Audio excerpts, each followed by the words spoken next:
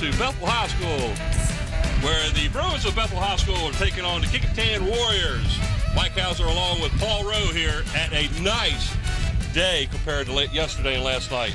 Mike, we've had some bad weather here the last few days, but I'll tell you what, Brett Wheeler and his crew, and I understand he had about 15 helpers today, working on his field since 8 a.m. this morning, and I wish you're going to see it with our cameras. It's in beautiful shape. Talking with the Kecoughtan staff, they were also in the same situation, as they were actually a little late getting here today, as they had to get their field ready for the JV game that was being held over at Kecoughtan. Yep. And they spent hours over there themselves getting that field ready.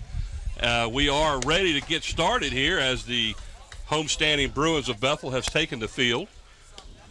And they will give you the starting lineup for both teams as soon as we can get Andy to pop them up on the screen for you. And pop up they will do. And here it is. We'll start out with the Kecoughtan Warrior lineup. Leading off will be number 4, the center fielder, Matt Goulart. He'll be followed by the right fielder, number 15, Brahim Hughes. And then the catcher, number 6, Ryan Suedo. In the cleanup spot will be the designated hitter, number 10, Jack Wampler, and he'll be hitting for left fielder, number 13, Chase Routon. Following Wampler will be the third baseman, number 3, Robbie Johnson. The first baseman, number 5, Casey Overby. Shortstop, number 12, Greg Woodleaf. The pitcher, number 1, Justin Woods. And the second baseman, double ones, Corey Mason. And that should be Cody Mason. Cody Mason. Well, you know, when we get the lineups from the teams, you got to go with the way it looks. And I must say, the only reason I know that is I taught Cody in 6th grade. So that is so Cody. I know who this guy is. So it is Cody. We'll wait and give the Bethel starters when they come up to bat. Leading off now, the top of the first inning for the Warriors is Matt Goulart, center fielder for Kecoughtan. First pitch is in there for a call strike. Mike, Matt Goulart is one of the go-to guys here for the Kecoughtan Warriors. He's hitting .367 with a .551 slug. And that would be slugging percentage for those of you in the boat. Ball's inside. 1-1 is the count. The battery for the Bruins, that is the pitcher and the catcher. Pitching Ryan Sweet, and behind the plate is Larry Brown. Sweet has had a great season so far on the year.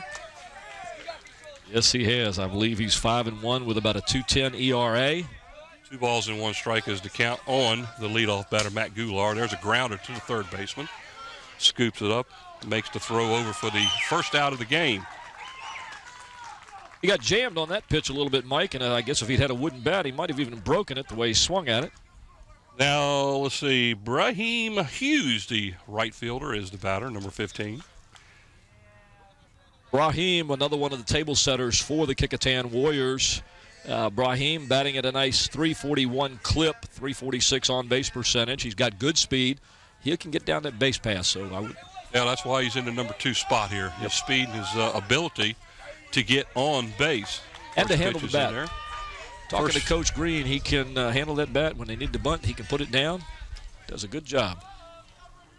First pitch was a call strike. 0-1 is the count on Hughes. Curveball swing and a foul back here towards the fence. Short porch here, so to speak, between home plate and the back fence. Probably, maybe 20 feet? 20 feet. So anything getting by the catcher here is going to have to really hit the fence hard in order to be able to score anybody that happens to be on third base in that position. Pitch is a waist pitch, so to speak, a little bit low as it bounces to the catcher, Larry Brown. Mike, would you say that most of the fields in Hampton have the short areas behind home plate? I can't. Well, the majority short, of one feet is short. I know Kecoughtan is. Majority of high school fields do that. Most of the Newport News schools, the one over at Hare, there's a shot almost picked up by the shortstop. But Hughes picks up the base hit. That was a nice try by the Bethel shortstop, Corey Galloway. It looked like a short base hit coming off the bat, but Galloway made you think there for just a second that he might catch up to it. He almost made a good play. He did that. Ryan Suedo, to catcher number 6. Great young man right here. He is a receiver on the football team. Can't say enough good things about this young man. His parents, Beth and Kevin, just wonderful people. And they've raised a fine young man. You said it all. Well, that was close. Just did get back as Hughes. Yeah, the Suedos, I've known them for about 5 or 6 years now. Ryan played on my AAU team a few years back, and the parents were there. And as a matter of fact, I don't see them yet, but they should be here shortly. There's a shot to short. Galloway throws the ball away as Hughes is going to advance to third and makes it safely. Well, I don't think that's something you see too often, Mike. Galloway made a nice play on that ball, hit into the hole. He had to go to his right, made the pickup, turned, had himself set, but, you know, sometimes that ball just gets away from you. Here's the replay on that. It's a bouncing ball toward the hole. Nice play, but in trying to control that throw, you could tell he just didn't want to throw it too hard, and by not throwing it enough, it got away from him. So the Warriors have runners at first and third, one out. Now is the designated hitter, number 10, Jack Wampler. He is batting for Chase Roughton in the lineup. And then a little while later, we'll tell you exactly why he's batting for Chase Roughton. So early here in the first inning, the Warriors are threatening with runners on the corners, one down. Jack Wampler hitting at a .333 clip, doing real well. He's been a little bit of a surprise this year. He's a football player who decided to come out to play baseball and has done just a super job, Mike. Trying to keep the runners close to the bag and does a quite nice job of keeping them close because they don't. Ryan Suedo can run. He's got some speed for his size. As a matter of fact, he fakes going that time.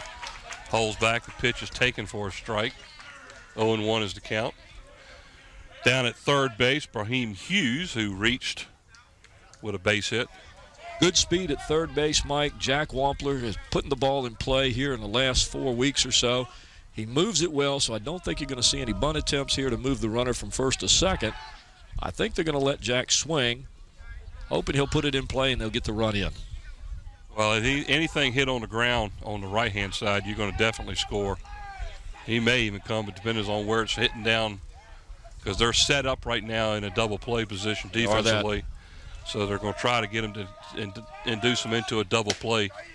That pitch is called strike, 1 ball. And I can tell you right now, where Galloway's playing at shortstop, if the ball's hit to him, Hughes is going to score.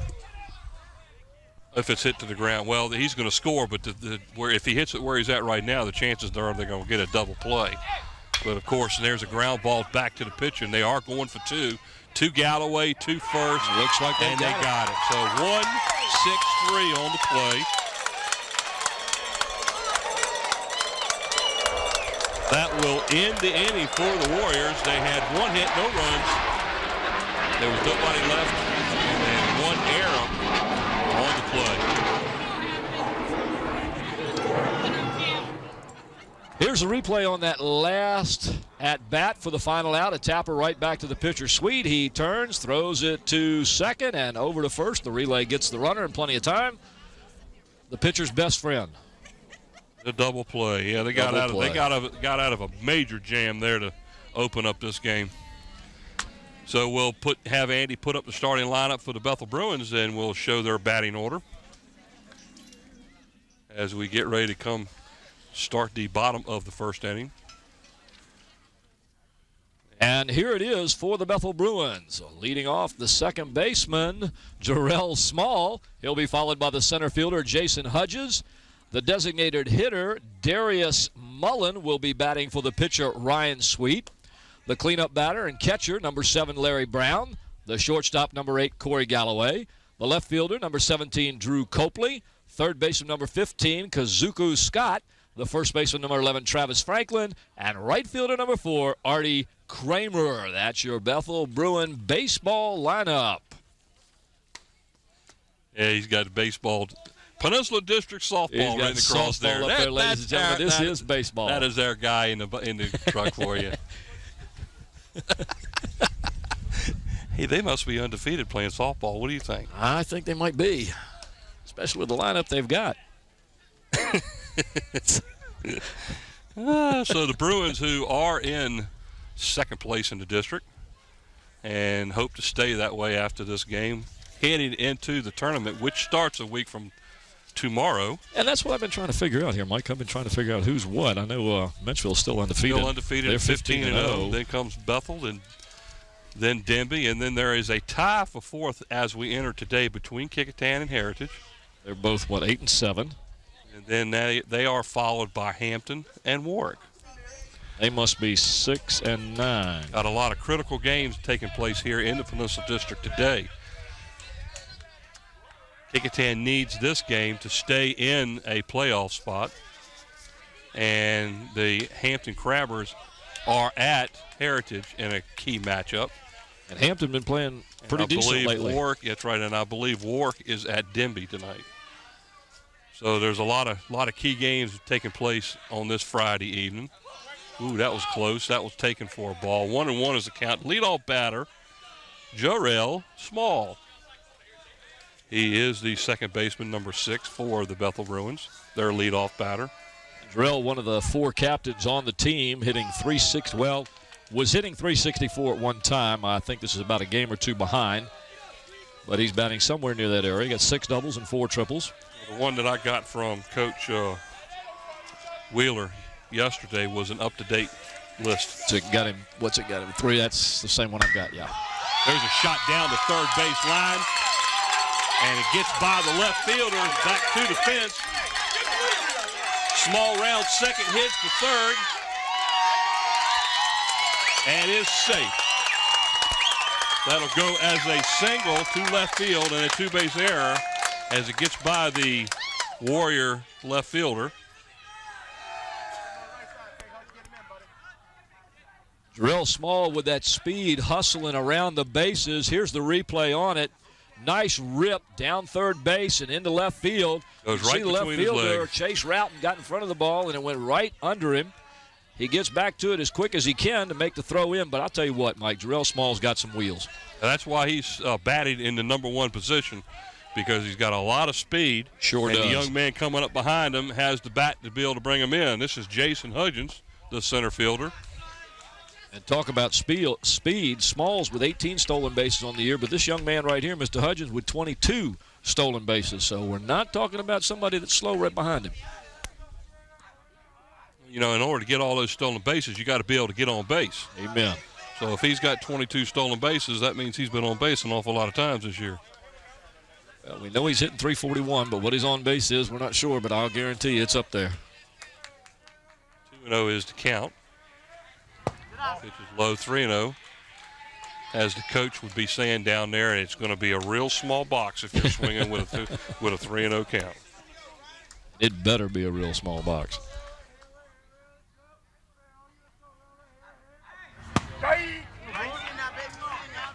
Called strike as Hudgens was watching that one come all the way in. Of course, it might have been one of those 3-0 strikes, too. Looks like it might have been a little high. See a lot of those every now and then, don't you? Hudgens gets on base with a walk.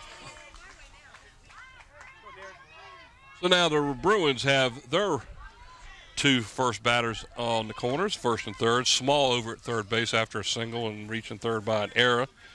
Jason Hudgens, the base on ball, puts runners at the corners. This is going to bring up Darius Mullen, who is the DH. He is DHing for the pitcher, Ryan Sweet. And this young man has a lot of speed. There's a throw back to the mound as Hudgens advances to second base on the stolen base. So now the Bruins have runners at second and third. And along with that speed, Mr. Mullins can hit. That's a defensive indifference because they weren't attempting to go get him.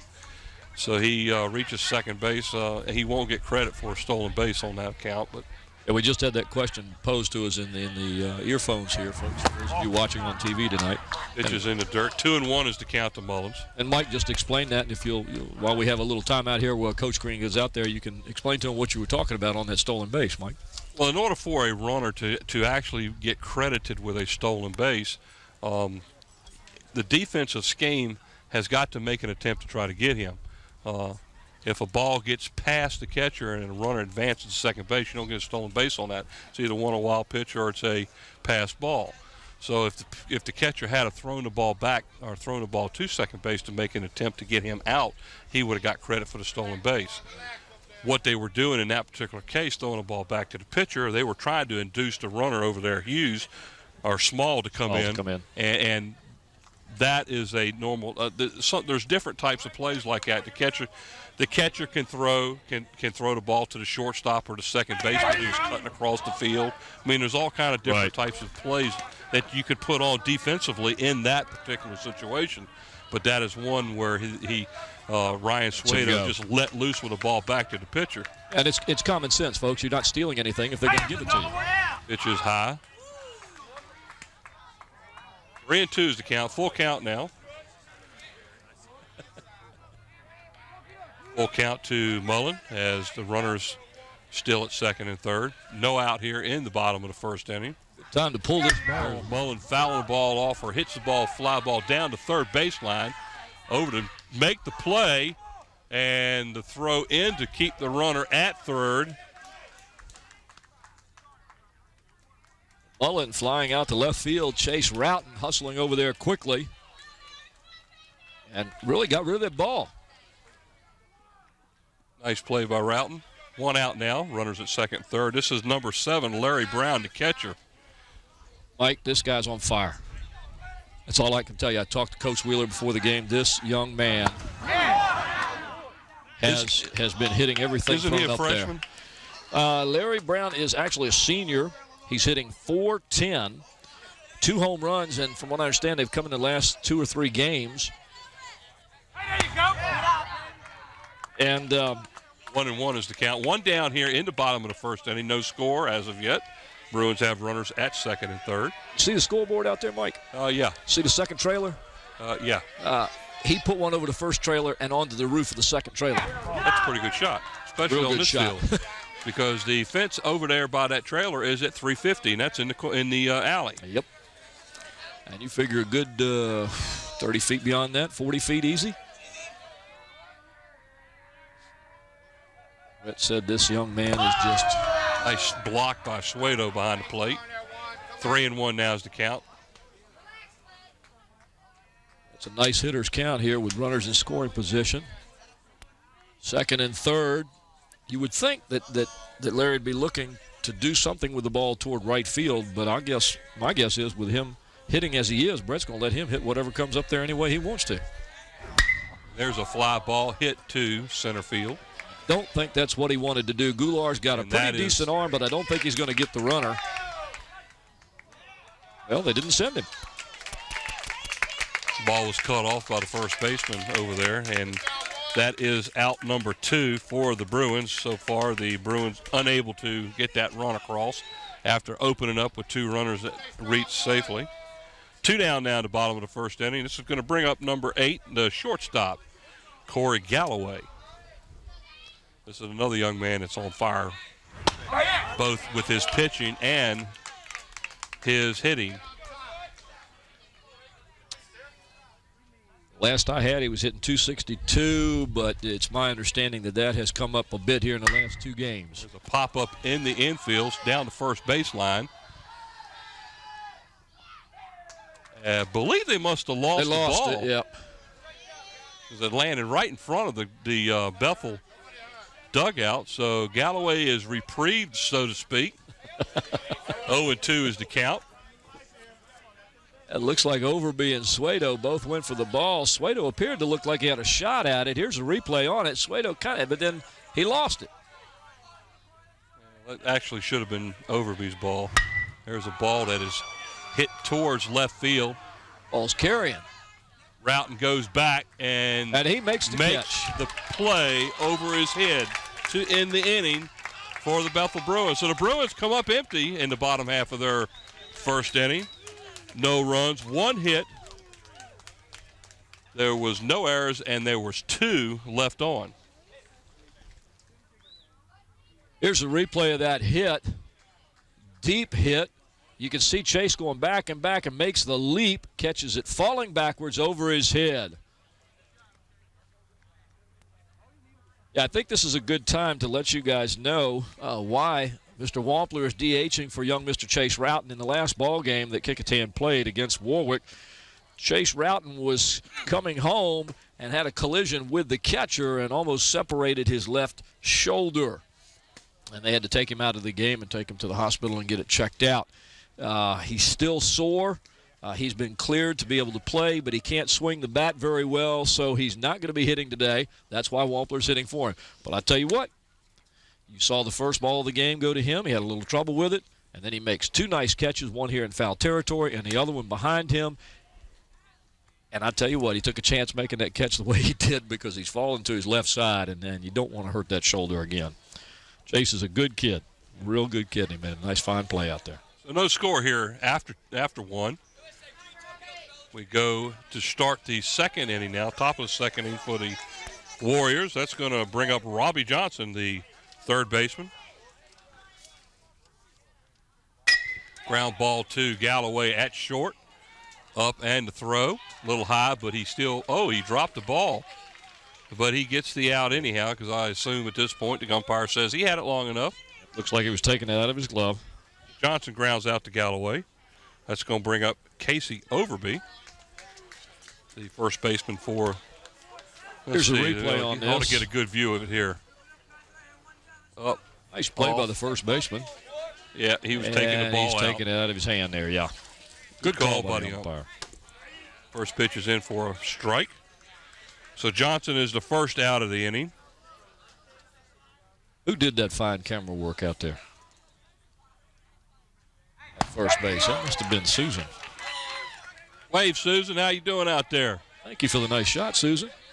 We appreciate that. Susan Bowers. 0-2 now is the count. Oh, that was close. They thought that was a strike. 1 ball, 2 strike is the count. Well, it did look good, didn't it? It did. Of course, we're sitting at a slight angle here. That one's in the dirt. 2-2 is the count. Think this is a slight angle? Well, I tell you, in past the little booth that we're sitting here used to be sitting right directly behind home plate, and they moved it off to the left a little bit. Actually, I like it better here than when we had it before. 2-2 is the count. Ground ball to first base. Ooh. Fell down as he caught it, but gets up in time to make the play. So that is out number 2. As we got an out at first base, that goes in the book as 3 unassisted. Here's the replay on that ball tapped down to first base. He was kind of sitting down on that This one. is kind of funny. Reminds me of fathers playing catch with their little sons, and they want to fall over to show them how hard they threw the ball. Shortstop is Greg Woodleaf. His first bat today. 2 down here in the top of the second inning. No score here at Bethel High School on a slightly overcast afternoon. Been a great day compared to yesterday. Yesterday we had some terrible storms go through here, and as bad as it rained, I'm really surprised that anybody's playing today. Well, but those storms did go through very, very quickly. That was what helped us. They dumped the rain, but it was so fast it didn't dump as much as it could have if they'd stuck around. So we were fortunate there. Well, apparently this field had water on it before the storms yesterday, and they took about 15 people out here to work on this field just to get it ready to be able to play. As a matter of fact, if you look down the first baseline back there behind the umpire, there's an area back there right now that it's real wet. There's a ground ball towards second base.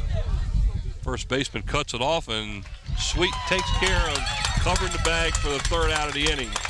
So for the Kecoughtan Warriors in the top of the second inning, no hits, no runs, no errors. There was nobody left on.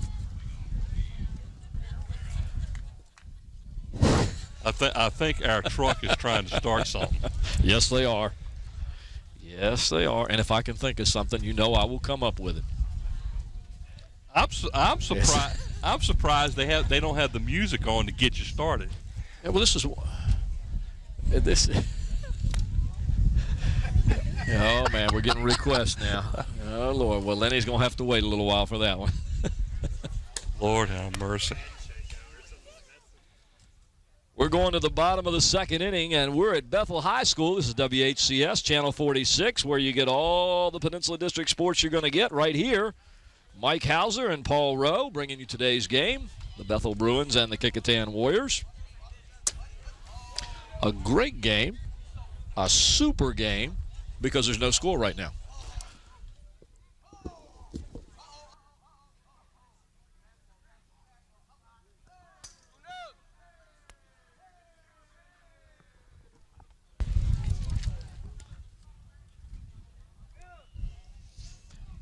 Mr. Bowers just let me know we are the best sports coverage in the region, and yes, we are. Well, when it comes to high school, we're the only one we're the right only now. coverage. Well, no, there is other coverage in the area, and I don't want to say anything. I'm just going to say, Mike, that we are the best when it comes to covering sports in the area. That's all I'm going to say, and it's, in my opinion, that's the truth. Bethel now will be batting in the bottom of the second inning. No score here. Leading off is the left fielder, Drew Copley, number 17.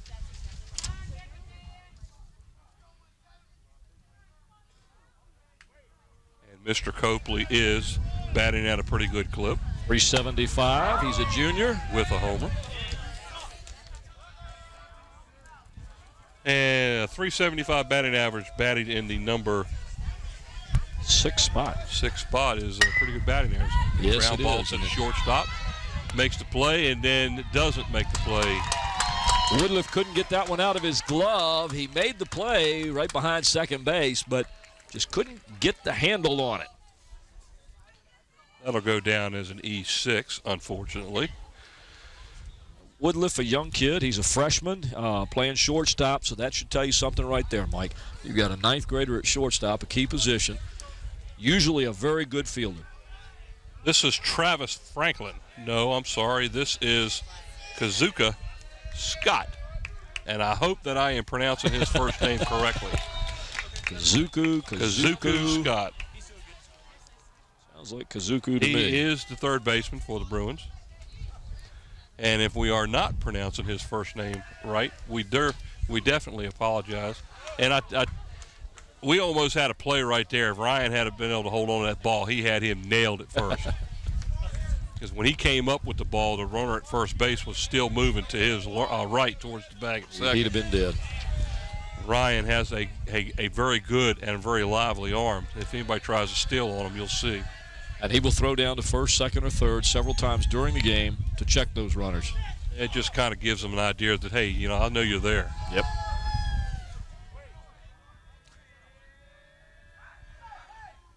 Pitch is outside, and there's the throw we were talking about. And he turns around and throws it right straight into right field. Gets away from Brahim, but he gets to it quickly. Now, I'll tell you what, the Warriors got a little bit of luck on that one, Mike, because he stayed right there on first base. The ball got by the right fielder, and you would have think the coaches would have been hollering, but he didn't. Yeah, Copley should have been on second base on that. And Brett Wheeler standing down there at the third base coaching box is not a happy camper after that play. Oh, no, he's not, is he? Another throw back over to the bag over at first base, safe. Young Mr. Scott here, a transfer from, are you ready for this? Hawaii. Hawaii. From Hawaii. Him's a long ways from there. There's a fly ball to dead center field.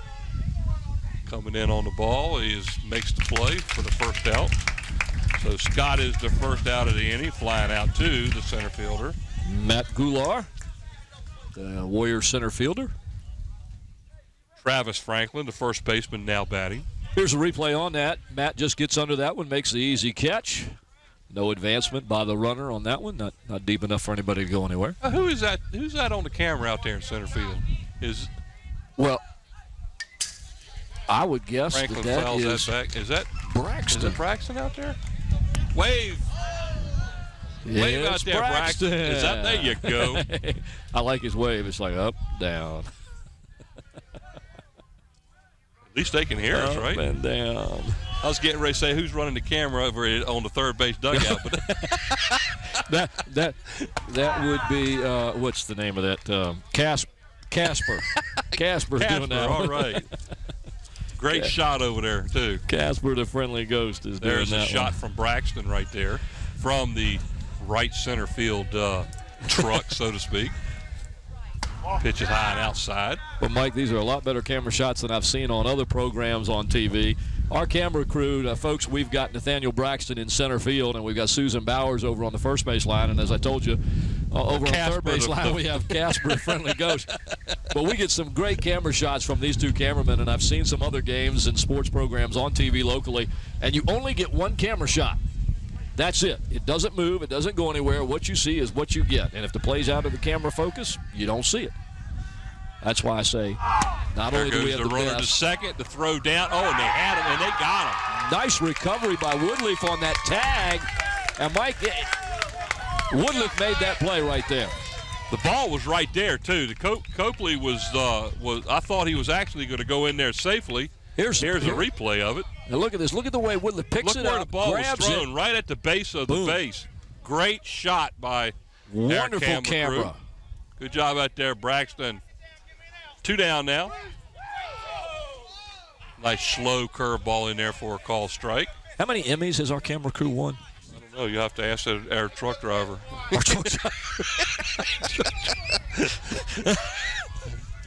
Ask our truck driver. Oh, there's a shot down to first base. Nice play. That's going to end the bottom of the second inning for the Bruins. No runs, no hits. There was an error. Nobody left on. So after 2 complete, we're scoreless here at Bethel High School. I think Travis Franklin hit that one.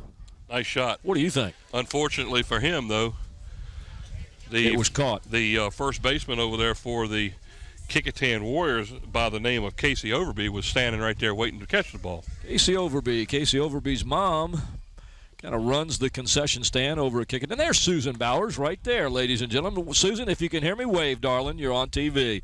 Isn't she cute? And she's the one that gets those great shots down the first base line, and she does a fantastic job and makes our job a lot easier here. I can tell you that right now. We've got a good crew, and I'll thank them several times during the course of the game. Of course, we've got a great director in Scotty Bowers. Our production animation and the guy who puts the stuff on the screen for you to see after he asks us what to put on there is Andy Foley. Hey, even if he does have baseball or softball on there, he still does it okay. Our slow-mo guy is Mike Nowinski, and our chief engineer who comes out here about 12 hours before the game and wires up everything and then sticks these headsets on us and has us talk and look and sit and stand and do this and do that and runs all over the place. Don Sherhouse, fantastic job for him. Then we have some other people that help us. We've already gone through the camera people, and then we got Renee Camden, our production assistant, and Sarah Myers in camera control. A super crew, and if they don't have any Emmys, they should have. Well, we lead off the top of the third inning now for the Warriors. Still no score here as Justin Woods, the pitcher, is now batting. Slow curveball, a little bit on the high side.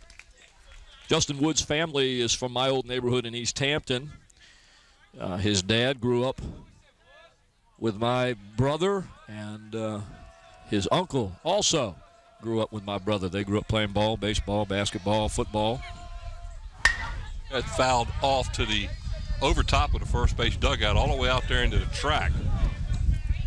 1 ball and 2 strikes now to Justin Woods, the pitcher for the Bruins. As long as they don't hit Susan Warriors. out there, we're all right. Susan knows how to duck, don't you, Susan? Pitch. Nice pitch right there. It was definitely low, but that was the type of pitch that as a batter you got to watch out for. As a pitcher, nice that's the kind of pitch you want too. Yeah, because 9 times out of 10, that batter's going after that ball. There's a ball hit down the third baseline. He was jammed on the play. Nice throw over to make the out. First out of the inning.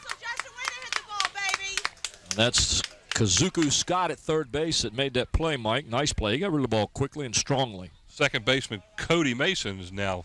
Here's the replay. Coming to the plate. You can see the runner coming out. It's nice. I mean, he's going to get him by plenty here. Look at that. That's almost how much Barbaro won the Kentucky Derby by. Giddy up horse, right? Swing and miss for the first strike. 0-1 is the count. 1 down here. We're in the top of the third inning. No score. key Peninsula District game right here. Bethel Bruins want to stay in second place with a win.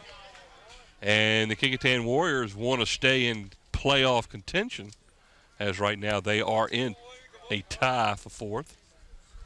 I think this game means a lot to Bethel because if they stay in second, that puts him in a separate bracket from Menchville when it comes to the tournament. It puts them in a first-round bye is what it does. Yep. So they're in a battle right now. Actually, I thought that was a foul ball. And they still got him. He stopped running. Woo! Man. If he had ran hard all the way down the line, he'd have probably been there. I'm wondering if Cody, even though the ball got away. Well, it goes as a strikeout and a put-out by the catcher. Here's a replay on that. Let's take a look, see if we can see anything. And he just kind of, now he realizes. Look at him. He's running hard, and then he slows down thinking he's going to get hit by the ball. No foul ball, missed it completely. Cody just didn't realize that the ball got away, and in that split second, he gave the catcher enough time to pounce on that ball and make a good, strong throw. Matt Goulart grounded out to Galloway, the shortstop, the first time up. This time he's flying towards the right field. Artie Kramer out there for the play. And the third out of the inning. No runs, no hits, no errors, nobody left on for the Warriors there in the top of the third inning. No score. Here's that last out. Goulart popping it up to the right fielder, who plants under it and makes the lazy catch. You're not saying that he's lazy. No. It's a lazy fly ball. Catch, yeah. A can of corn, I'm not going to let you get away with that one. As we used to say. So as we enter the bottom of the third inning here at Bethel, Bruins will be sending up the young man who just made that third out there in right field, Artie Kramer. Artie Kramer. Now, I wonder if he was named for the actor who played Kramer. Wasn't that the guy's name on the Jackie Gleason show? Artie? Art, I can't even think of his name now. But you got to remember, Art Carney. I know what your problem is. It's I'm not that music. old. That's what it is. It's not music, and I'm not that old. Ralph Cramden. Well, Cramden sounds like Kramer. Kramer and Cramden. It's close. Boy, they're giving you heck in the truck, aren't they? Scotty said maybe he's named after the Seinfeld Kramer. Artie Kramer, the right fielder for the Bruins. Number 4 leads off the bottom of the third inning for the Bruins. Kramer, a senior for the Bethel Bruins. They've got, 1, 2, 3, 4, 5, 6, 7, 8 seniors on this team. That's half the team. That Buddy Denton sitting back here half in the crowd? Team. Yes, it is. Buddy Denton from Kecoughtan High, the apprentice baseball school. coach for years. Pitches a little bit on the high side. 1-0 is the count.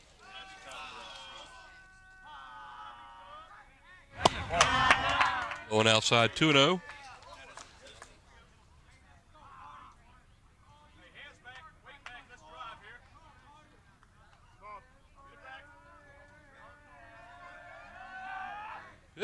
Right down the middle. 2-0. You know, he hesitated for a minute. I'll help you with that one. I tell you, one of the things that has always just absolutely mind-boggled me is you get a batter up there. You have a 2-0 count. What do you think the pitcher is going to do? He's going to take a little bit off and put the ball right down the plate. 9 times out of 10, that's what he's going to do. So why does most of the time is that batter standing there looking at it? Because the coach told him to take it. That's exactly right. The coach told him to take it. Ball strike. Full count now, 3-2. But I'm telling you right now, a 2-0 count with a ball going down the middle of the plate, you ought to be on that. I could say a few words, you know, but I mean. Well, and I guess it depends on the hitter, off here to first baseline. Out of play. Over top of Susan. The coach needs to know his batters, and when he knows his hitters, he knows whether to let them go ahead and swing on a 2-0 count or anything of that nature. So. Full count now, 3-2. But, I mean, I would have, especially if the guy can put a bat on the ball, I would have him looking for that pitch, you know? Well, every batter's going to be looking at that pitch. Artie draws the walk as the fourth ball gets there. So that's going to bring up the top of the lineup, leadoff batter. Jarrell Small in the first inning had a base hit down the third baseline and reached all the way to third when the ball got through the legs of the left fielder and was stranded at third base. So you see the third baseman for the Warriors coming in just a little bit. Artie has a great lead over there at first base. And there's a fly ball to left field, deep. Makes the play as Artie Kramer runs back to first base. So Small flies out for the first out in the third inning. Again, Artie Kramer over at first base. Jason Hudgens now is the batter. Here's that last out, the fly ball to left field. Smalls puts it up. You see the runner going down towards second base. Make sure the play's made. Routon gets under it, makes the catch easily. Trouble here, Mike. That could fall and will fall in. And Kramer stops at second base. Smart move. With Goulart out there in center field with a pretty decent arm. Got to the ball in a hurry. So Hudgens singles and advances to Kramer advances to second base.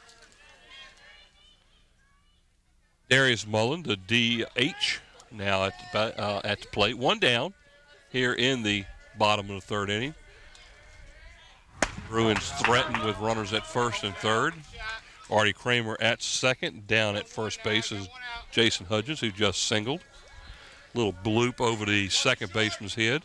Falls just short of the center fielder. For those of you familiar with the name, Darius Mullen, of course, is the quarterback was the quarterback for the Bethel Bruin football team. And it's my understanding he's going to be going to Hampton University. I understand he has got a 4-year full ride. There is a foul ball over here to the third base side as Suedo goes after it and stops short of the fence, knowing that the ball is out of play.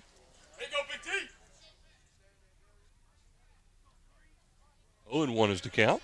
I'm sorry, 1-1 is the count. Looking up at the scoreboard and didn't see a ball, and I still don't see one up there. But the umpire just gave us a 1-1 count. And the pitch, and it's a line shot right back up the middle. Let's see if Goulart can get the ball in. Here's the play at the plate that's cut off by the first baseman. Well, Mike, Darius Mullen just ripped that ball right back through the box and into center field. And I tell you, I thought there might be a play at the plate, but it was cut off by the pitcher. Here comes the replay. I'll be honest with you. There should have been a play at the plate. I can't believe that's a sharp shot. Here comes the throw. And the ball was right on line. Throw. And there's Suedo saying, "Why'd you cut it off?" Yeah. So the Bruins score the first run of the game on a base hit by Mullins. This is Larry Brown, who flew out to center field for the second out back in the first inning. So we still have runners at first and second with back-to-back signals as Kramer scores for the Bruins. Timeout is called as Coach Green will go out and have a chit-chat with his infielders. He'll talk to the young pitcher, too. Justin Woods, as I said, is a sophomore. Let's see, his record so far on the year, Mike, 1-2. He's got a nice 3.65 ERA. Talking to both Justin and the coach before the game, they both agreed that the key for Justin would be keeping the ball down. He sometimes has a problem. The ball gets away from him, and he brings it up, and the batters have a tendency to rip it when he does that. So I think John's going out there to remind him that, hey, get the ball down, keep it down, we'll make the plays, don't worry. He's a young pitcher. He's got several good years ahead of him here at Kecoughtan.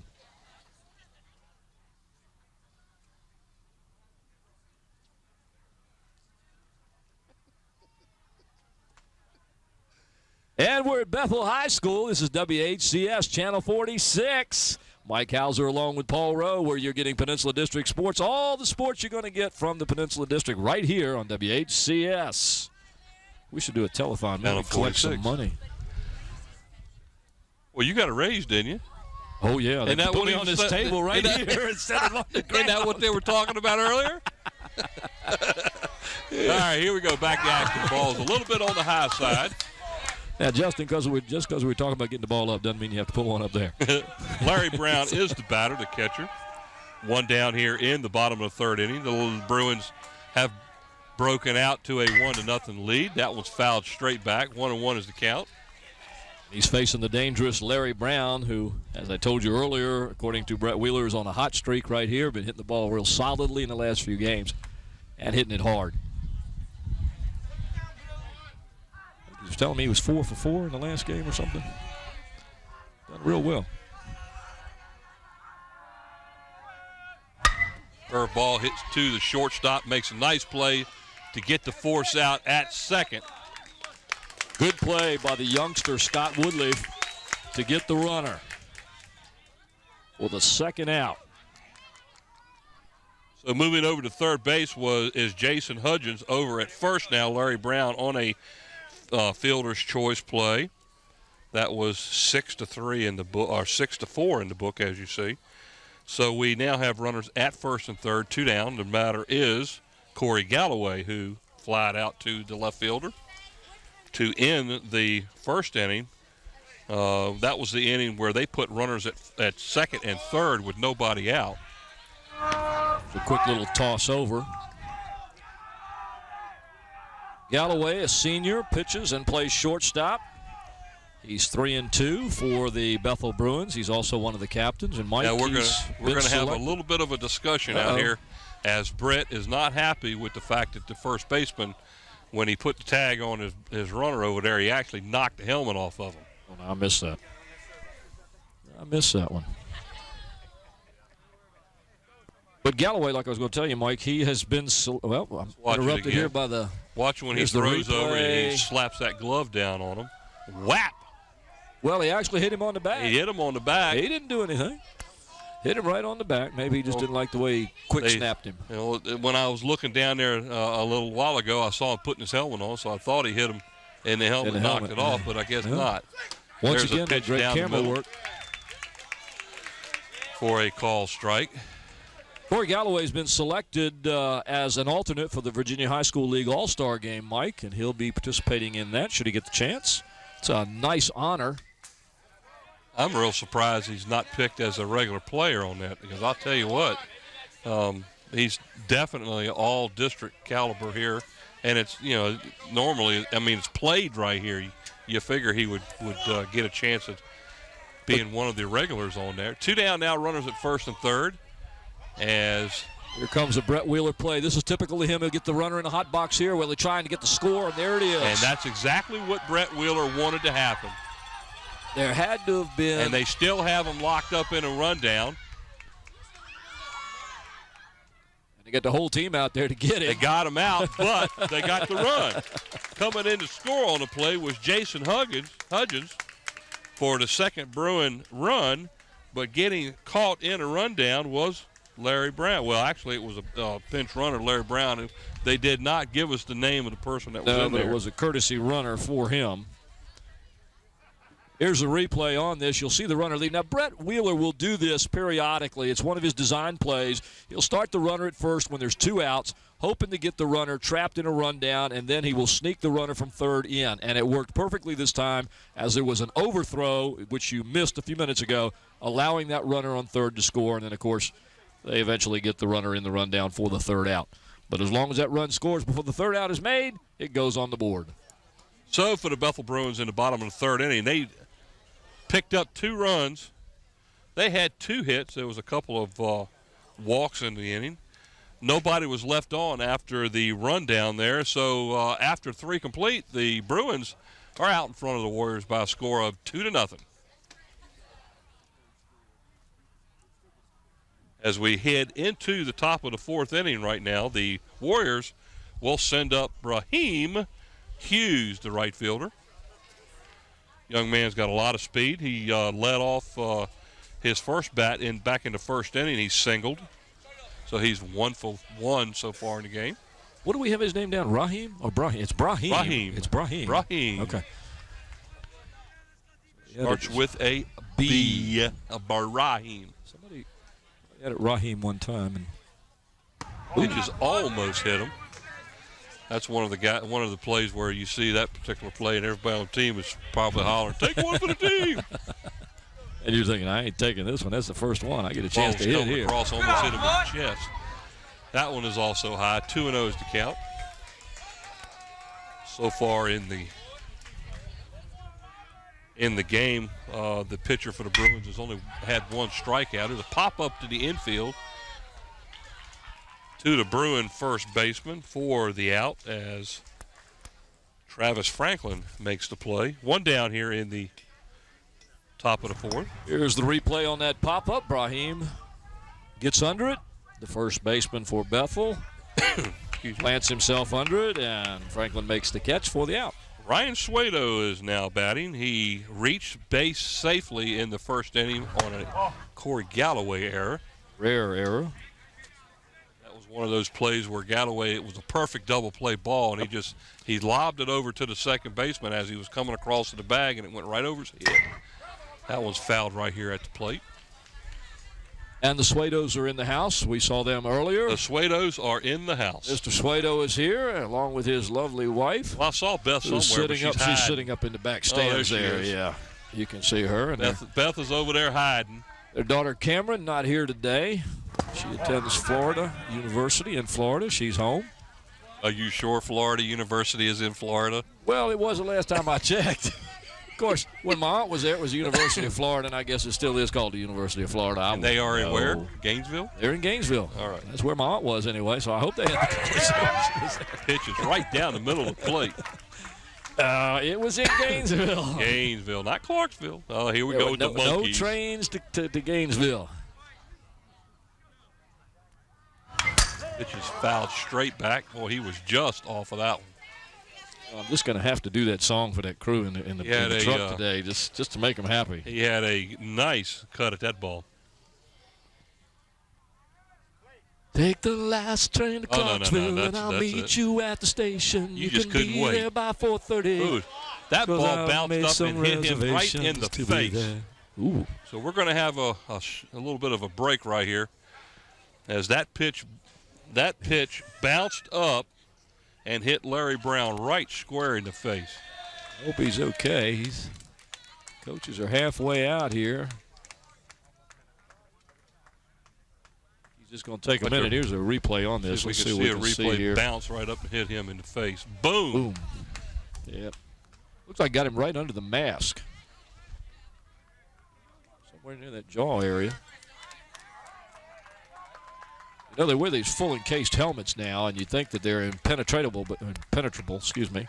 My English is not good today. But you're a teacher, right? I am our teacher. There's a little pop up here to the third baseman. He comes in and makes a play and had to actually dive for it. He took a step back. He went backwards, Mike. So Suedo pops out. Put a second out of the inning. That's going to bring up the designated hitter. There's that play. Ryan just kind of chopped at it. Nice see the play. Third baseman go back on that ball and then comes in on it. That's Kazuku Scott at third base. Our transfer from Hawaii. There's Wampler with a line shot down the third baseline, foul. Now, y'all make fun of my singing, but right here at the plate, Wampler, his dad is here somewhere because I saw him. I think he's sitting up there by Miss Suedo. His dad, Bill, and I went to school together at Kecoughtan, and that man can sing. Now, he was in a group years and years and years ago called Snuff, one of the great singing groups. There's a line shot again down the third base line. This one is fair, so Jack Wampler, gets a base hit. So, Daddy Bill, if you're watching, there's your young man with a base hit today. And Bill still is a professional singer today. Third baseman Robbie Johnson is the batter now for the Warriors. Runner at first base is Wampler. 2 down here in the top of the fourth inning. 2-0 Bethel leads to Kecoughtan.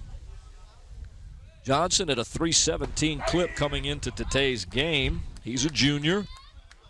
Takes the first pitch on the inside corner for a call strike. 0-1 is the count. Talked earlier about the Bethel seniors. Kecoughtan, Goular's a senior. Hughes is a senior. Wampler a senior. There's a ground ball right to a perfectly played second baseman who flips the ball to Galloway. for the third out of the inning. No runs, 1 hit, no errors, and 1 left. So after 3.5, the Bruins out in front of the Warriors by a score of 2-0. Here's that last play on the replay, just right to the second baseman, and he flips it right to him for the out. Looks like he kind of cradled that ball. As we get ready to go to the bottom of the 4th inning, leading off for the Bethel Bruins is going to be the shortstop, Corey Galloway. His first at-bat back in the 1st inning, flew out to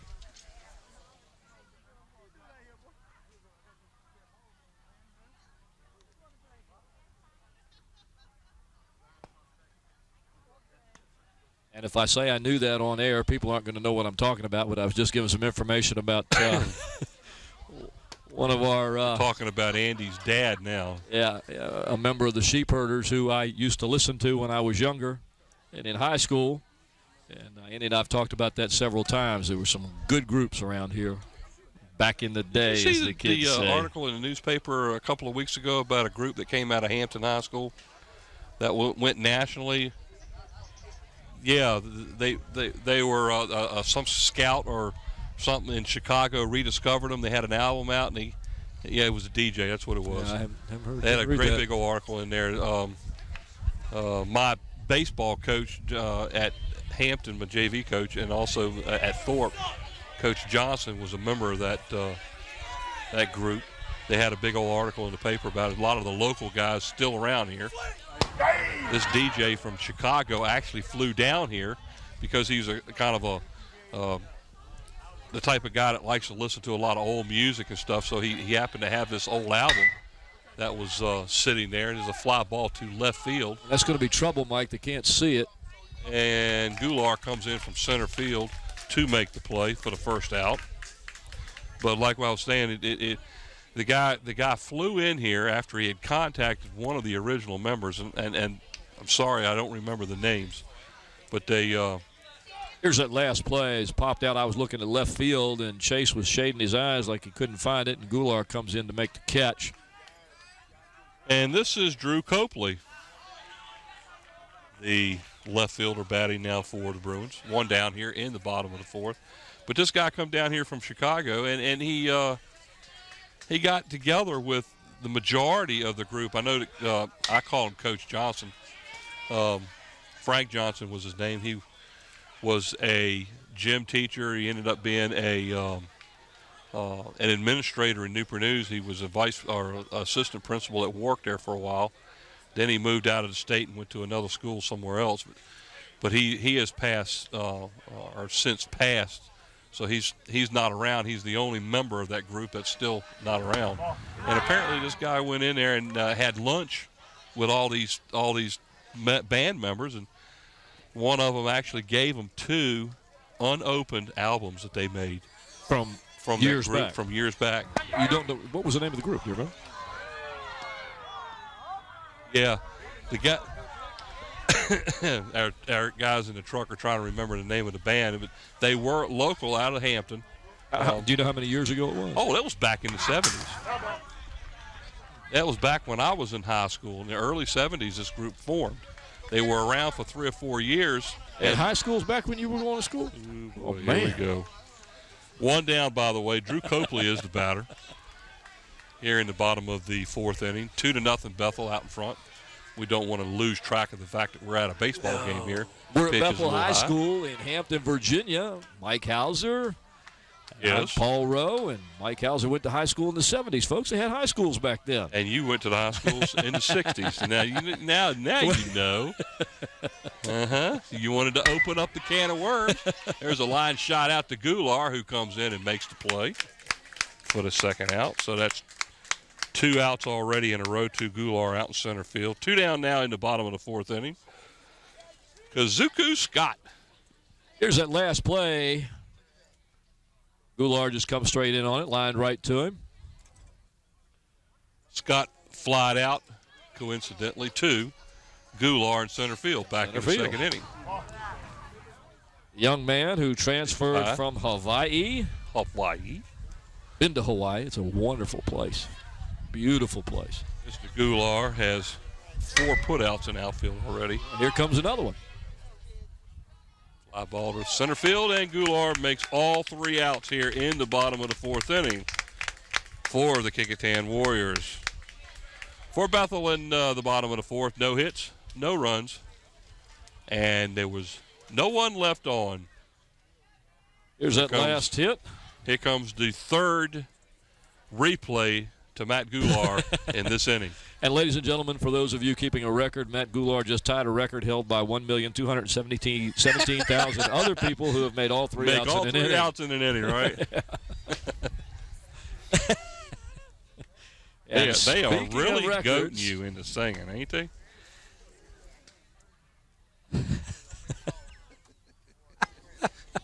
So we're done with 4 here at Bethel. 2-0. Coach. Bruins out in front of the Warriors. To play. Hey, hey. Hey, hey, hey, hey, hey. Lord have mercy. Boy, those guys in the truck have just absolutely got you wrapped around their finger. Somebody says, sing, and you start singing. Cool, boy, go, man, go. You know, it would be nice if the school would have music in between innings like Kecoughtan does. Exactly. We wouldn't have to worry about it then, right? Hey, I'll put something extra in his check to keep him from doing it. I might make more money that way. Top of the 5th, yeah, the bidding, that's right. Top of the 5th inning, Casey Overby, the first baseman for the Warriors, leads off for Kecoughtan. Pitches up and high for ball. Yeah, I tell you what, it's a pretty good crowd here for this game. Whoa, that one almost gets him. Now, I have to apologize. I haven't even looked around for the crowd, but you're right. We have a strong contingent over here for the Warriors and an excellent, excellent showing for the Bethel Bruins. And there's a whole bunch of people lined up down the third base line, too. That pitch looked a little high, but he got the strike on it. 2-1 is the count. A few people we know, we mentioned earlier, Mr. Buddy Denton and his wife Trish sitting in the stands. Guillermo Gonzalez and his beautiful young wife. He has 2 sons that played here years gone by. Guillermo. 3-1 is the count now to Overby. And Oscar, and I understand Oscar is supposed to be here. Ground ball to Galloway at short, comes in, picks it up, and makes the throw for the first out. 1 down now in the 5th inning for the Warriors. Craig Woodleaf, shortstop for the Warriors, now batting. Here's a replay of that last ground out. Ground ball right to short. Galloway with a good strong throw over.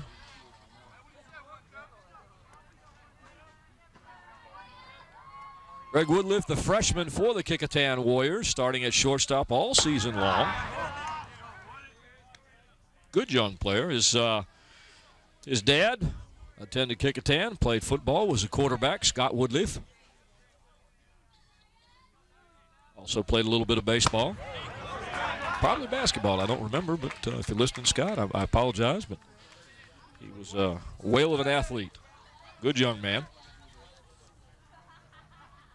1-1 is the count here in the 5th. That ball is fouled straight back.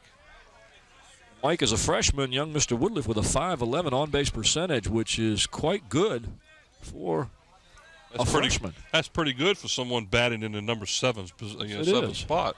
Sure is.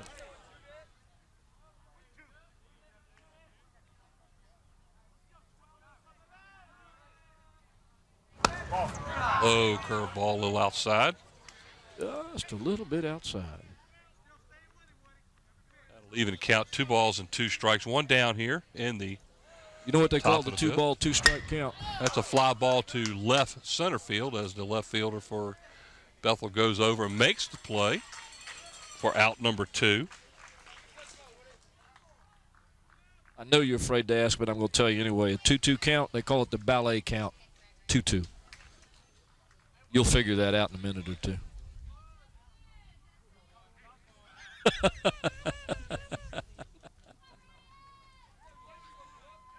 The 2-2 count. How about the 2-2-2 count? 2 down here. Justin Woods, the pitcher for the Warriors. Hey there, little Red Riding Hood. That one's fouled back out of play. His first at bat back in the 3rd inning, grounded out to the third baseman. for out number 1 of that inning. So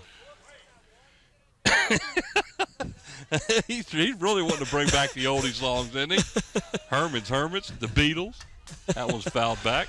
I'm Mary the Eighth, I am Mary the Eighth, I am. I got married to the widow next door. She's been married 7 times before. I may even start everyone paying was an money NRA. into their envelope just to keep them giving you the ideas.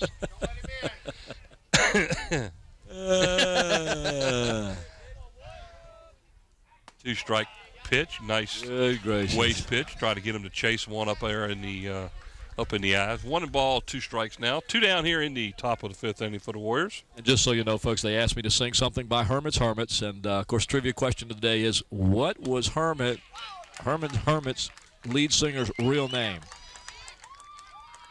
Noonan. Peter Noonan. What did he say, Peter Moon? Peter Moon. So for the Warriors in the top of the 5th inning, no runs, no hits, no errors, and nobody left on. Still 2-0 Bethel out in front of the Kecoughtan Warriors. Mike, we've got a good game going here, a good pitching performance by both pitchers. The youngster from Kecoughtan, Justin Woods, and the pitcher for the Bethel Bruins, Ryan Sweet. Both of them pitching very, very well. Leading off the bottom of the 5th inning for the Bruins, Travis Franklin, Bruins first baseman. And he will be followed by Artie Kramer. Artie Kramer. Travis lined out to the first baseman, his first attempt. First bat back in the 2nd inning.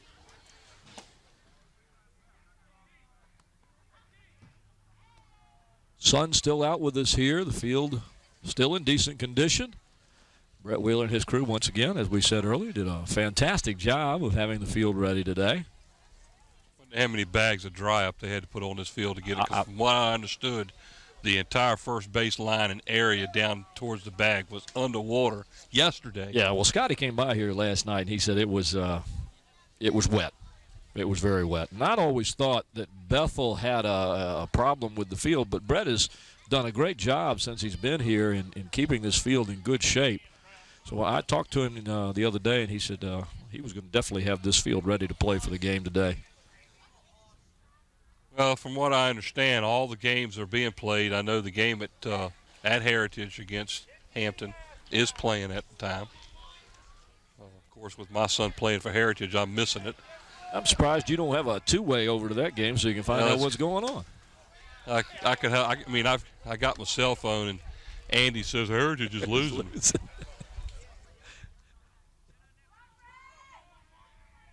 Well, thank you, Mr. Bowers. Mr. Bowers, the Yankee fan, as I am as well. Get out of the way. Line shot down to first base line. Almost gets the coach. Sure did. Anyway, Scotty was telling us today is Yogi Berra's birthday. We were talking about Yogi earlier today in my classroom. Yeah, Scotty and I both share an affinity for the Yankees.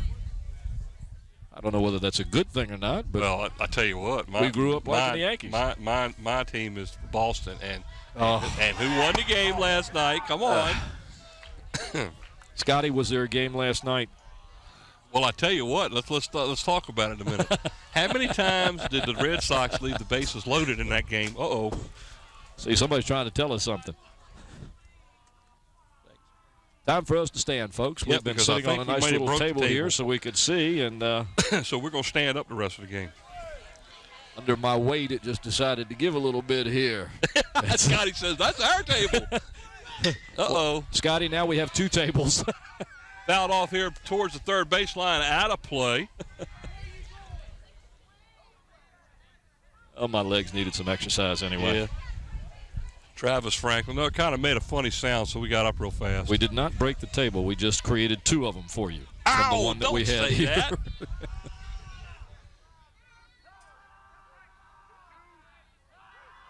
It's a different view when you're standing up. Yeah, you have to look over the pole now. You do. Slow curve ball's a little bit high. That'll even it up at 1 apiece. 1 ball, 1 strike. This is Travis Franklin. He is the first baseman for the Bruins. Lined out to first base back in the 2nd inning. That was in the dirt. He picks up a walk. So the Bruins get their leadoff batter on. Artie Kramer now, who walked his first time up. That was back in the 3rd inning. Bethel Bruins, with the exception of the last inning, the fourth inning, have gotten their leadoff batter on in every inning.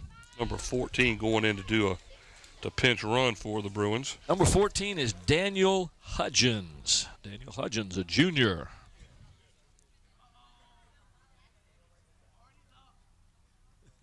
Well, the table made a popping noise, so we got up off of it real fast. Yeah. That moaning and groaning was that big pop. So when we got up, we got off of it.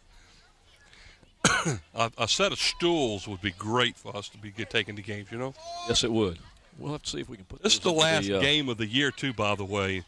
Really it's been really a pleasure working with you on the softball and baseball games this year. It's been my pleasure working with you. I enjoyed it. We've had some good games. Yes, we have. That game we had over at Hampton was a classic. I tell you what, if nothing else, I've had more fun this year with you in this booth than I've ever had. Already bunts the ball, and it gets out. There's nobody at third base to cover him.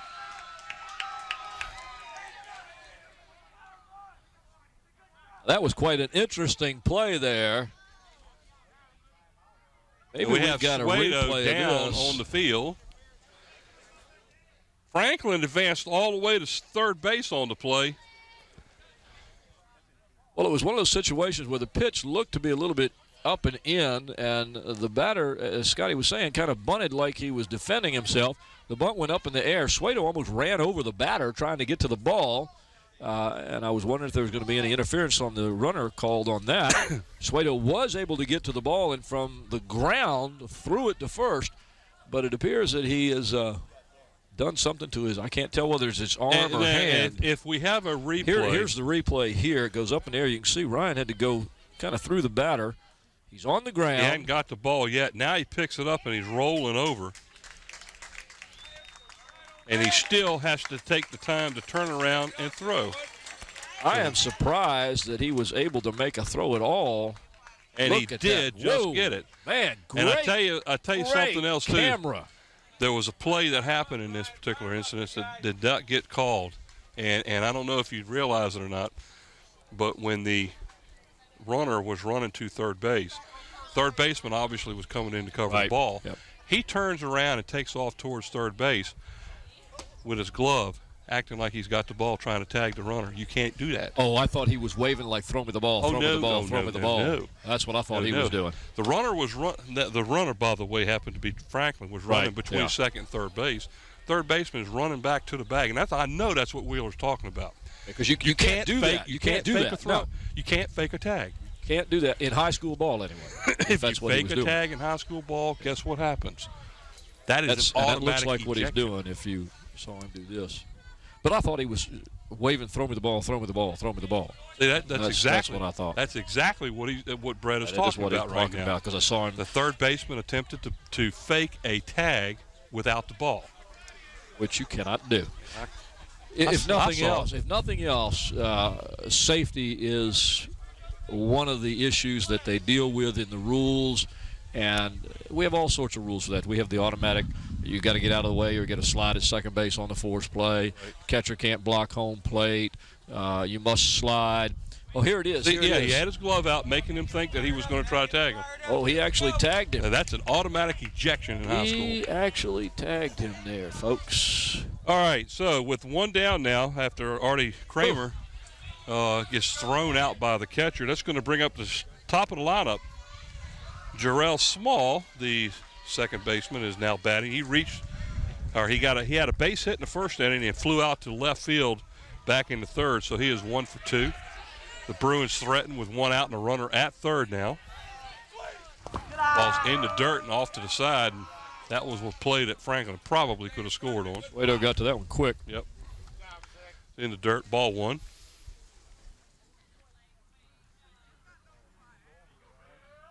I'll talk to Brett after the game about that play and see if that's exactly what he was talking about. But it sure looked like it. I'm sure it was. The way he was talking and moving his hands down there, he was talking about tagging. Fly ball to Goulart, center field. He has to back up to make the play. This should score the run.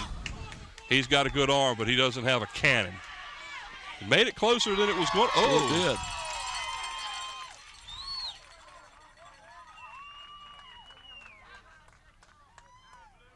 Franklin scores on that sacrifice fly by Jarrell Small. Here's the replay on that. It's a deep drive to center field, so as soon as you hit it, you know the runner's going to score. But Mike was right. Watch the replay. Throw is a lot closer than you would have thought. Watch the end of the replay. Watch the ball go over Schwado's head and see if they keep it going. And it ends up hitting the pitcher who right in the belly. Missed that part right there, but we got a good shot of home plate on that Justin play. Woods was standing back here behind Schwado. The ball was thrown over his head and hits Woods right in the stomach. But let's make sure everybody realizes that's where Justin was supposed to be. Right. As a catcher, as a pitcher, when the ball is hit, you've got to be behind somebody backing him up on a play. And on that particular one, he had to be behind the catcher backing it up, and he was. Jason Hudgens now, the batter, number 1. He is the center fielder for the Bruins.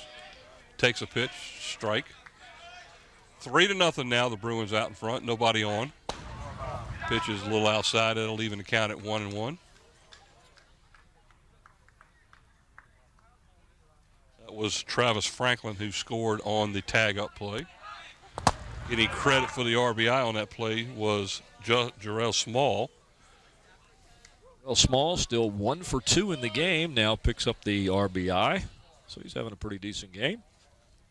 1 ball, 2 strikes is the count. Not too many hits, to the umpire. We got, 3 hits for Bethel, and Kecoughtan looks like they have 2. Gets by the pitcher Wood to the second baseman, makes the play for the 3rd out. So for the Bruins,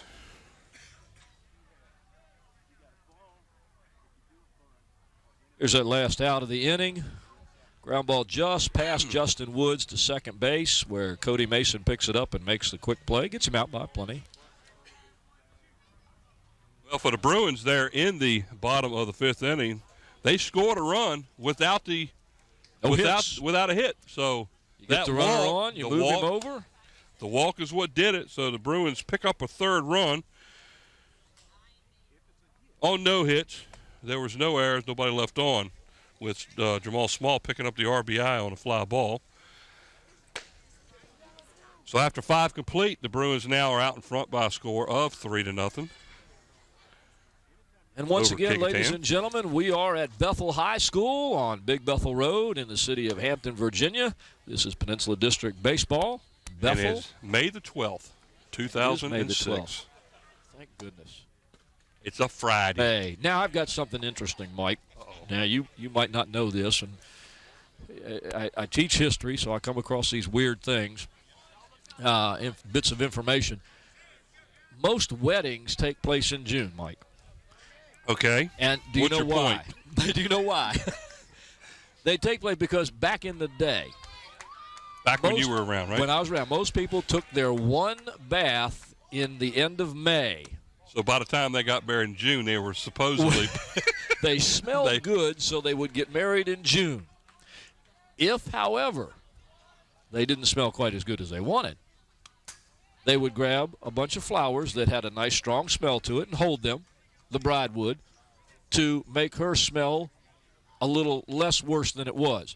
And that's where you got the idea the bride carries the bouquet. By the way, just to interrupt you, this is Cody Mason at his batting. I mean, only a history teacher would know an answer like, trivia like that, right?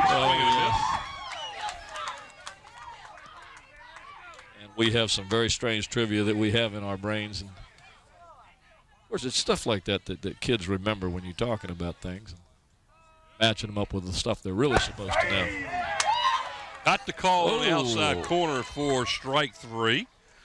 So Mason goes down with the first out here in the top of the 6th inning. This brings up the top of the lineup, center fielder Matt Goulart. Young man has been very, very busy in this game. Made all 3 outs back in the 4th inning. 4th inning. That one almost hits him in the knee, just off to the inside. Goulart 1 for 2 as he singled back in the, 0 for 2. That was popped up back here behind the first base dugout. I was looking at the wrong young man. He grounded out to shortstop in the 1st inning, and he flew out to right field back in the third inning, 0 for 2. Matt Goulart started out the year a little bit slow, and then he started picking up. He's had some really good games recently. He's a good young batter. Pitch is low outside in the dirt. Should be 1 ball and 1 strike. I was gonna tell him the count was something they used to keep track of what. Inside corner looked a bit low, but he got the call. 1 and 2 is the count now. Yeah, go ahead. I don't want to confuse poor Andy.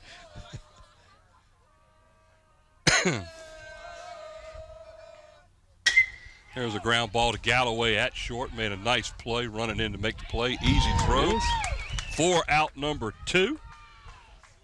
Raheem Hughes will be coming up now with 2 down here in the 6th inning. Mike, Ryan Sweet's just setting them down one right after the other. Here's that last out. Matt Goulart just taps it right to short. Galloway knows he's got plenty of time, so he just makes a soft toss over. Well, right now, he's throwing a 2-hitter. 2-hitter. 2 hits, 2 strikeouts. And Hughes has one of those hits as he singled back in the first inning and was stranded at third base. And he popped out to the first baseman back in the 4th inning. 1 for 2 is Hughes. That was short hop by the catcher.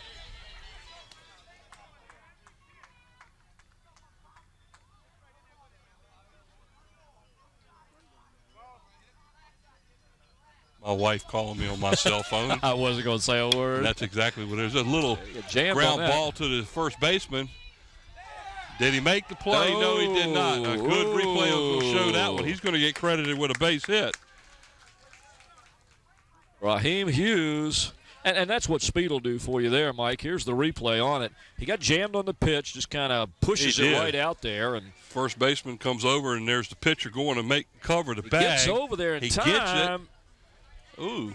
He had to have missed the bag. That's, he was there in plenty of time. The umpire must have called him for missing the bag because he was there. Hard to see, I guess, from the angle we have here. That's the only angle here we back it up. Ryan Suedo. I tell you, it looks like he's on the bag. But, they've got a good view from there, so we'll have to just go from what they saw and what they called.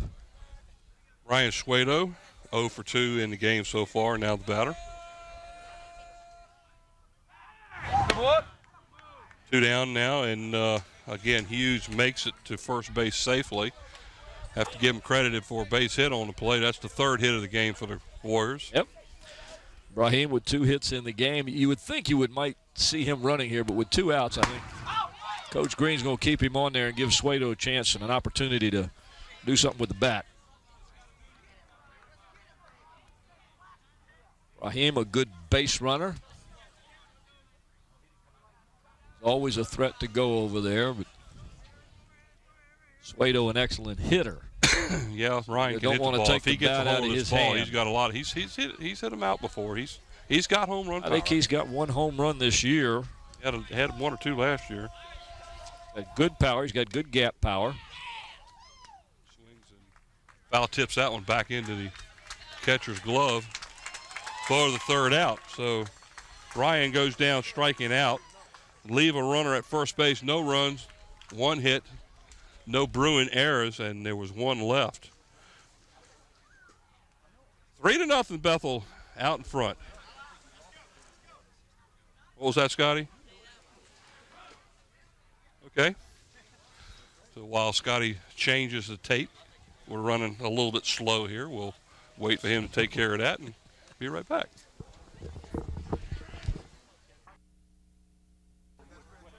Well, welcome back, everybody. Here we are, Paul Rowe along with Mike Hauser. We're at Bethel High School as we watch the Bethel Bruins host the Kecoughtan Warriors here. We're in the 6th inning. It'll be the bottom of the 6th. The Bethel Bruins will be up here in just a moment. They hold a 3-0 lead over the Kecoughtan Warriors. A good pitching duel here as the Bruin pitcher, Ryan Sweet, with a 3-hitter. And Bethel now will be coming to bat. We'll see what they can do. Mike?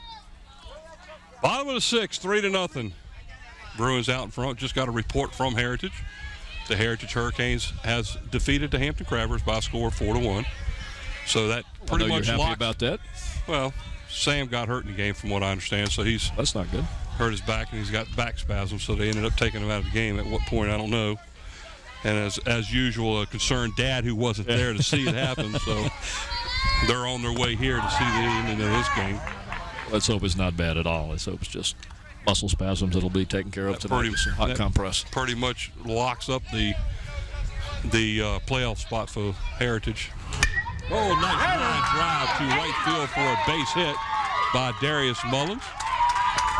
And Brahim Hughes taking a shot at him at first base, but tell you what, Darius Mullins has got some speed. Mullins is 2 for 3 now in the game as he's had 2 singles in a row back in the fourth. Here's the replay on that. Darius Mullins just a shot. Brahim takes it on one hop and fires it into first. But I tell you what, Mullins, you're not going to get him. Mullins runs too fast for that play. You're not going to get him. So with a 3-0 lead, I wouldn't be surprised to see some movement here, but we'll see what Brett has in mind. Robbie Johnson, now the third baseman, is batting for the Bruins. And the umpire did catch it. Go ahead. Oh. 1-1 is, or 0-1 is the count with the batter, Robbie Johnson. 0 for 2 on the night. Grounded out to the shortstop and grounded out to the second baseman, so he has 2 ground outs. This is a young man that came into this game on fire, as the Kecoughtan pitching staff right now has kind of slowed him down just a little bit. Yeah, Ball thrown way up, and he swung and missed, and he ends up striking out. He'll probably end the day.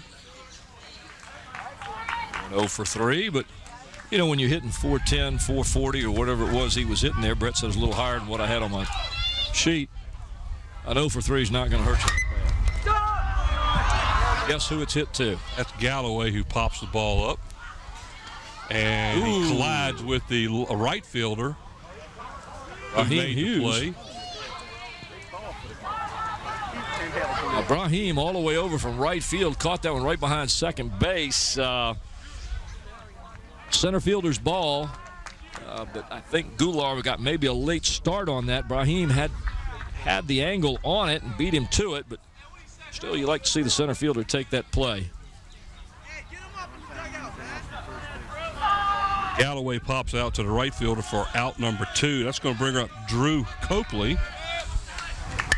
Pitches high and he swings at it. The ball was up in his face. He gets a piece of it, puts it back behind us, out of play. I don't know what it is about batters that like that pitch up in their eyes where they can see it. Not one you want to swing at, though, folks. You want to make sure that ball is over the plate, out a little bit, so you can get the bat head around and on it. There's like a fly ball down the right field line, out of play. That one goes right over Susan's head. Wave, Susan, hello out there. Says that ball's gone. There's a shot right there from her camera. On top of the truck. On top of old Smokey, all covered with cameras. Here we go. That ball was over his head, and he actually swung at it. He still hit it. I can't believe the ball was that ball was over his head, and he still grounded out. I hope we got a replay of that one. Here comes the replay. Watch this. The ball's over his head, and he still made contact with the ball. Now, that's good hand-eye coordination, ladies and gentlemen. That is good hand-eye coordination. So for the Bruins in the bottom of the 6th inning, no runs. There was 1 hit, no errors by the Warriors, 1 left. So as we go into the top of the 7th inning, Bethel out in front of the Warriors by a score of 3-0. That's going to bring up Jack Wampler. He will lead it off for Kecoughtan here in the 7th inning. Wampler is 1 for 2. What you got there? Yep. All right, while we've got a second, folks, Ray Smith, the AD of Bethel High School, handed me some information here I'd like to kind of pass on to you. Well, then do it. Bethel is, I'm going to do it. I'm going to do it. I'm going to do it. The Bethel High School has a scholarship fund that they've created, and they're trying to get money for this scholarship fund, and one of the ways they do it is through a golf tournament. It's the 4th annual Bruins Scholarship Golf Tournament. It'll be held Saturday, June the 3rd at Cypress Creek Golf Club in Smithfield, Virginia, and it's to benefit the David Pickerel Scholarship Fund. Now, for those of you who don't know, David Pickerel was the soccer player at Bethel whose sad passing touched a lot of people. This tournament is a captain's choice 4-person team. The cost is $50 a person, $200 per team. Tax-deductible entry fee includes the green fee, the cart, box lunch, the range balls, goodie bags. Registration $6.45. Shotgun start at $7:30. Lunch is included. There's a lot more information here, including the prizes and the drawing afterwards. Get in touch with Bethel High School. You can get in touch with Ray Smith, and they can give you some more information on it. You'll need to return it to Ray Smith in Bethel High School, the registration form that is. So if you're interested, contact Ray Smith at Bethel High School for the 4th annual Bruins Scholarship Golf Tournament.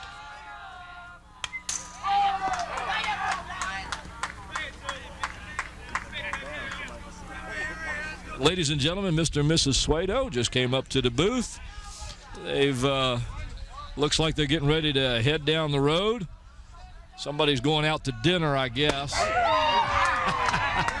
Yes. Miss Suedo says yes. Yes. She says she leaves me a line. She leaves me a note. You know, I've known her for a while. We're in good shape. That's a loaded question. We'll be there. Bunker swings at pitch that may have been a little bit outside. Either way, it's a strikeout, and that's the first out of the inning. Now batting is going to be Robbie Johnson, number 5. And, Mike, you know what we got to do 3. real quick? Player of the game. Player of the game. I think it's real obvious the player of both of these two, my personal opinion, and I'll point them to you. And you have a personal opinion. I think both of those young men have played a whale of a game. That's another one right there.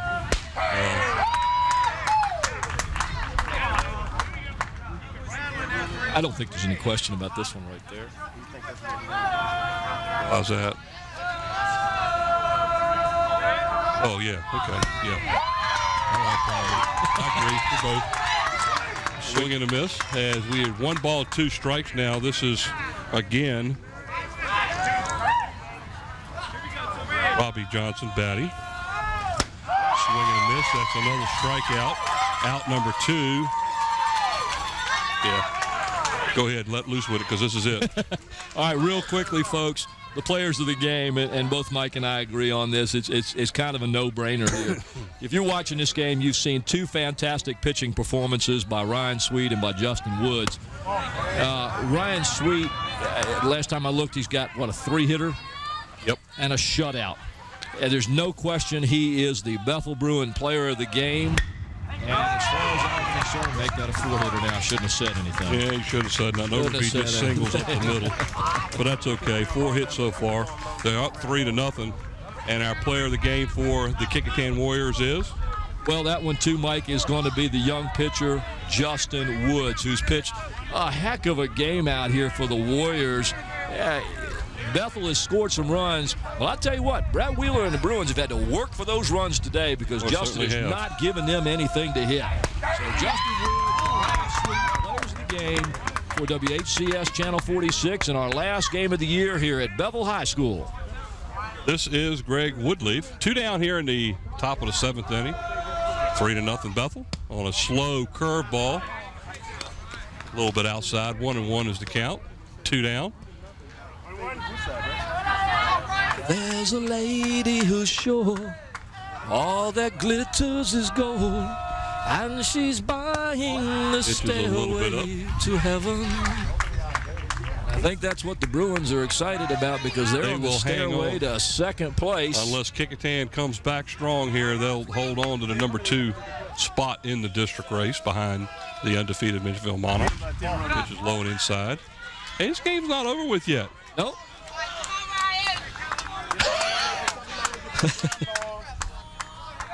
There she was, just walking down the street. All right. Pitches up. And he walks. So, going down to second now is Overby with Woodleaf walking. Runners at first and second, 2 down. That's going to bring up Justin Woods. By the way, our player of the game for the Kecoughtan Warriors. Timeout is called. They go out and have a chit-chat with the Bruins infield.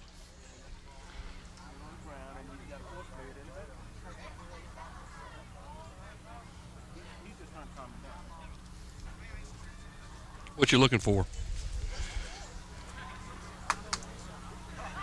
Well, it looks like 1 out there on the board, and I was thinking there's 2 out. Yeah, 2 down. I just got a little worried there.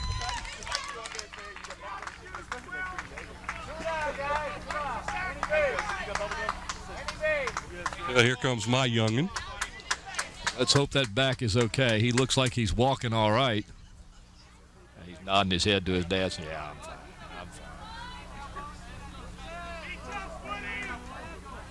We can see where he got his looks. They had one for Mama. Ooh, pitches in there for a call strike. 0-1 is the count. 2 down here in the top of the 7th inning. Kecoughtan out in front by a 3-0 score. They threatened with runners at first and second. That ball looked a little bit outside, but it was. That was pretty. Pitcher got the call. It was outside. It was right there on the corner. So we're now at 0-2. You're back okay?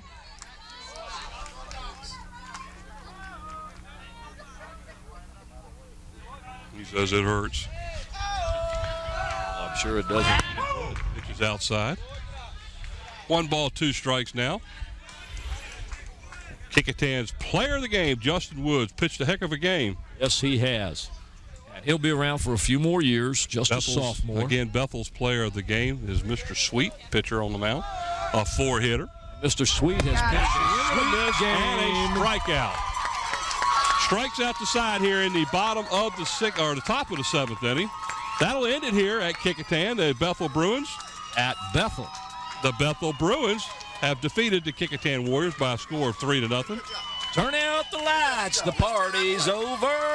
One more time, our players of the game. Our players of the game for the Bethel Bruins will be the young pitcher, Ryan Sweet, and for the Kecoughtan Warriors, Justin Woods. Once again, that is Ryan Sweet and Justin Woods, our players Final of the game. Final score here, the Bethel Bruins 3 and the Kecoughtan Warriors nothing.